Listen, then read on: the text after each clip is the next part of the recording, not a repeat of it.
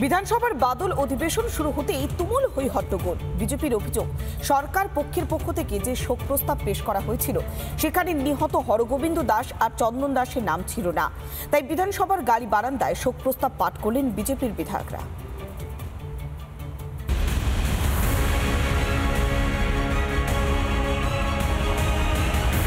আদালত এবং সিটের রিপোর্টে পরিষ্কার যে যারা দাঙ্গা বাঁধিয়েছে ওই 13 জন তারা ওখানকার টিএমসির কর্মী।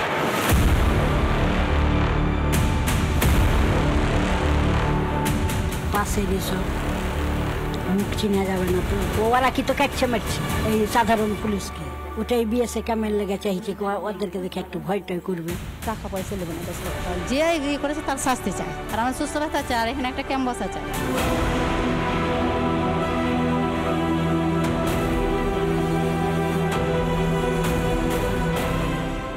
মুর্শিদাবাদে ভয়ঙ্কর হিংসার বলি হয়েছেন হরগোবিন্দ দাস ও ছেলে চন্দন দাস, যার সাক্ষী থেকেছে দাস পরিবার।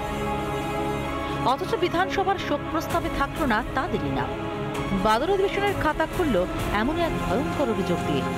সোমবার থেকে শুরু হলো বিধানসভার বাদল অধিবেশন। বিজেপির অভিযোগ, অধ্যক্ষের শোক প্রস্তাবে নাম ছিল না মুর্শিদাবাদের হিংসায় নিহত হরগোবিন্দ দাস ও চন্দন দাসের। কিন্তু কেন? এপ্রিল মাসে মুর্শিদাবাদের হিংসায় ঘি ঢালার অভিযোগ ওঠে শাসক দলের দুই দাপুটের নেতার বিরুদ্ধে।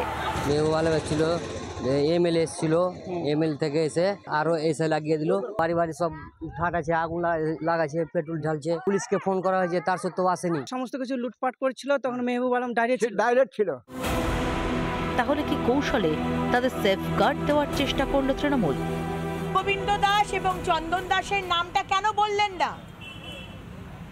আপনারা যে দাঙ্গা বাঁধিয়েছেন মুখ্যমন্ত্রী, আপনার কাউন্সিলর মেহবুব আলম, ধুলিয়ান মিউনিসিপ্যালিটির চেয়ারম্যান নিজামুল হক, তারা যে করেছেন, আপনি সেটা ঢাকার জন্য হরগোবিন্দ দাস চন্দন দাসের নামটা নিলেন। শাসক দলের কাছে ব্রাত্য হওয়ায় এদিন বিধানসভার গাড়ি বারান্দায় শোক প্রস্তাব পাঠ করেন বিজেপি বিধায়কেরা। প্রশ্ন হলো, দলের কেষ্টবিষ্টদের বাঁচাতে আর কত নিচে নামবে শাসক দল? ভোট ব্যাংকের স্বার্থে আর কতদিন বাংলা দেখবে এই তোষণের খেলা? রিপাবলিক বাংলা।